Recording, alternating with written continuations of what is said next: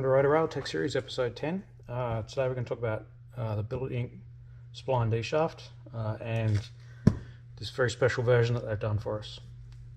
Not really a fan of unboxing videos if they carry on about it, so I'm just going to hack it open and show you. This one just arrived this morning from Billet Inc. Been waiting for this since about February. It didn't take Darren that long to make it, but FedEx managed to lose it for a couple of months, so it's been bouncing around between Brisbane and LA. Ended up back in Brisbane last week, and then DHL managed to get it here in 3 days, so go figure. Anyway, let's just hack it open.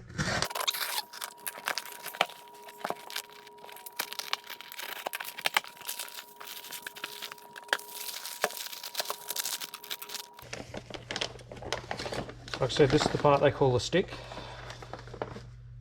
And so what Darren's done for us is he's made one with a spline front on it instead of the standard keyway. So the previous one that we had just ran off, had the hub running just off the key, and we actually welded the key into the shaft.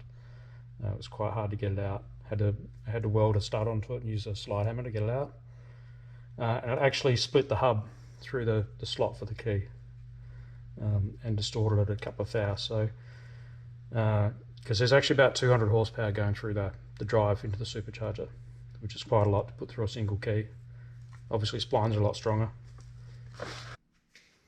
So here's the previous shaft we had. So basically this is a custom hub that Darren did for us before, and you can't really see, you might be able to see it up close, but basically it distorted the hub here from the force being driven through the key, so it's no longer round.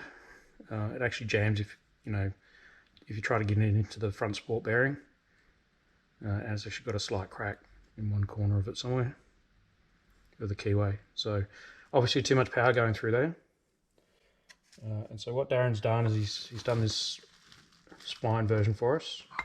I've just got to get the bolt pattern drilled in the hub.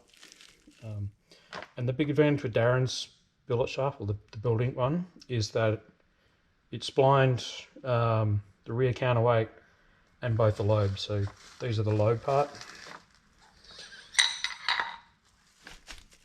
So these are all spline driven. More expensive to manufacture, which is why people do them the other way. So yeah, these work pretty good. So this is pretty much ready to go back together. I'll have to get the hub drilled. Only challenging part with that is it's got to be indexed properly. So I've still got the standard key to drive the oil pump and the front counterweight, but we've got a splined front on it now with matching splined hub. This way, we won't have the same problems with the keys you had last time. The big advantage obviously with splines over keys is that you can put a lot more power through them. And on top of that, if you look at the amount of material in there's a lot more material, like it's not cut out deep for a key, so it leaves a lot more material all around the circumference of it. And the same with all the lobes and everything on the Billet Inc shaft, they're all spline. So instead of using a key and a taper, with most of the power actually going through the taper, these are all spline, so they don't jam up, they're easy to get apart, and splines are generally better for that, for power transmission.